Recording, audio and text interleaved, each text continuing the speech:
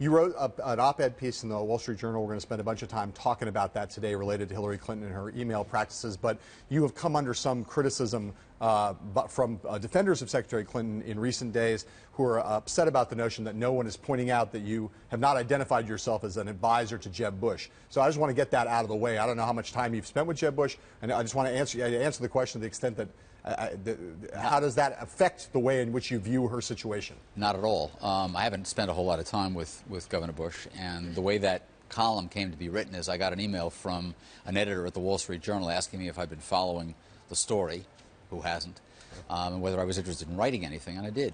Didn't check with anybody on the Bush campaign. Haven't spoken to anybody on the Bush campaign in months. Months? So, all right. Okay. Thank you for getting that out of the way. The op-ed is a two-part op-ed, basically, and I think for a lot of people who read it, and a lot of people still don't know what we're talking about. You basically went through in a relatively careful way and talked about the various areas where Secretary Clinton might be in some legal jeopardy, and then talked about some common sense related issues that might be objections raised to her practices. The things in the legal area, one related to keeping classified material in an unclassified location, another to potentially destroying public records, another to the Espionage Act and grossly negligent loss or destruction of information related to national defense, and finally the destruction of any record, document, or tangible object with intent to impede or obstruct investigations or justice. Right.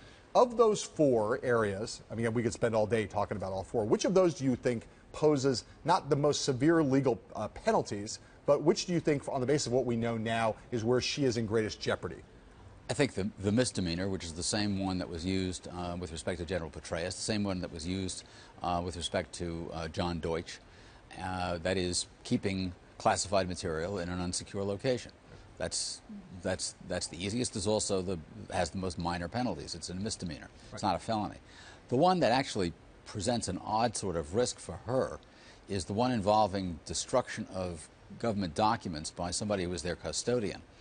That carries that's a felony. It carries a 3-year penalty, but it also carries a permanent disqualification from holding any further office, which is kind of odd.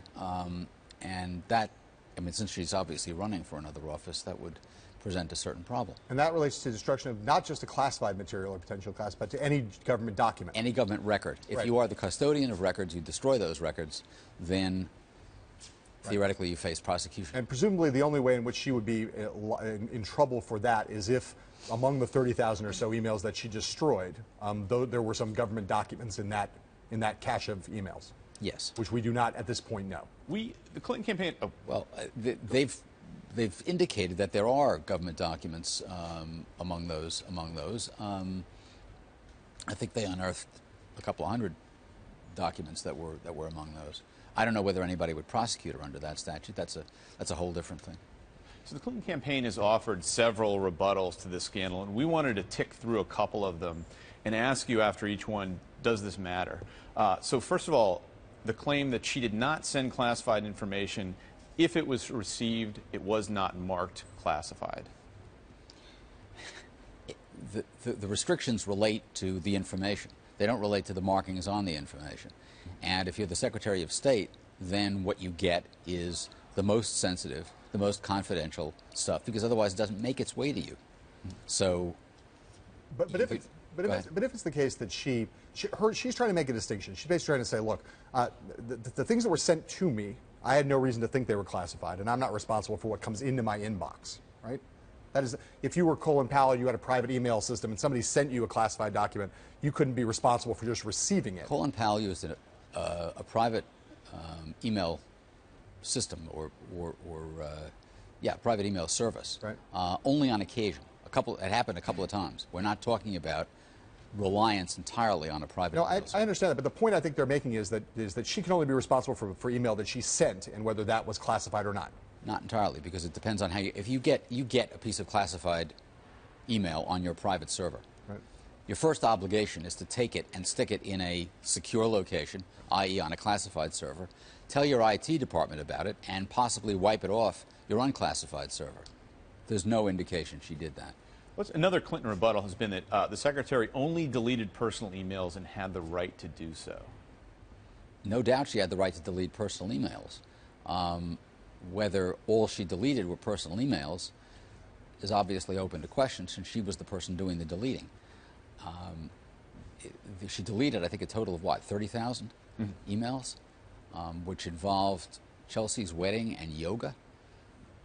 Those are the examples that she's given. Okay. But the question but it is the case, though, that there's no prohibition against having a personal email address for a cabinet secretary. And Correct. it is the case. I didn't have one. Right. For reasons of care and prudence, prudential reasons. Right. Well, this kind of brings us to the common sense question. I mean, when you first arrived in office as an attorney general, you were briefed about the various security standards. Right. Just talk about you make a point in the op-ed about the degree of reflexive caution that most cabinet secretaries undertake. Talk about that and why you think what she did from the very outset was problematic. You're briefed on the need to keep documents confidential, the need to keep classified information in its proper location and under proper conditions.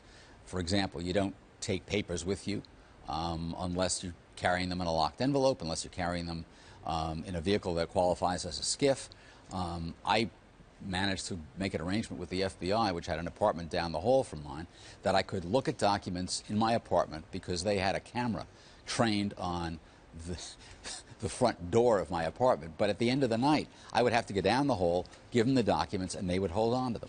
One last question. As a former Attorney General, based on what's now in the public domain, what we know, assuming we don't find out anything new about Clinton, would you be comfortable bringing charges either against Clinton or some member of her staff just based on what we know today?